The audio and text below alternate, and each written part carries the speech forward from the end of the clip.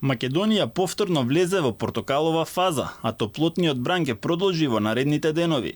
Во центарот на Скопје на некои места живата на термометарот стигне и над 40 степени, а енормно жешкото време ќе потрае до среда кога се очекува благо намалување на температурата.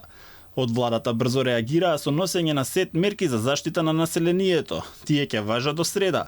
Лекарите предупредуваат да се избегнува излегување на отворено во најтоплиот период од денот, од 11 до 17 часот, особено повозрастните луѓе и хронично болните. Апелираат да се внесуваат повеќе течности, да се носи соодветна заштита од сонце и да се почитуваат заштитните мерки. По овие 3 дена нашата држава веќе е во портокалова фаза на влезена, високи температури, треба да се почитуваат препораките на Министерството за здравство, односно од 11 часот до 17 часот, тој временски период, да не се излегува доколку немаат потреба граѓаните, доколку имаат потреба да излезат, треба да бидат пред се адекватно облечени.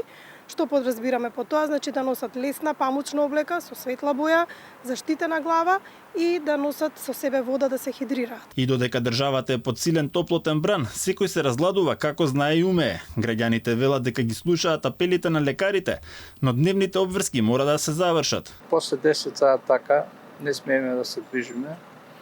Седиме дома во ладовина или кога мора ептен со клима и така. Да ги пазиме, да ги слушаме препоруките што кажуваат и докторите, вода, сокови, тие работи. Мора се чуваме. Повеќе седи на фенка, пини ладно нешто, пивнено пивце и ќути се.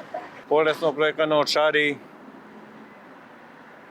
излегување навр, не излегуваме после 5 сата, 6 излегуваме и тоа е тој.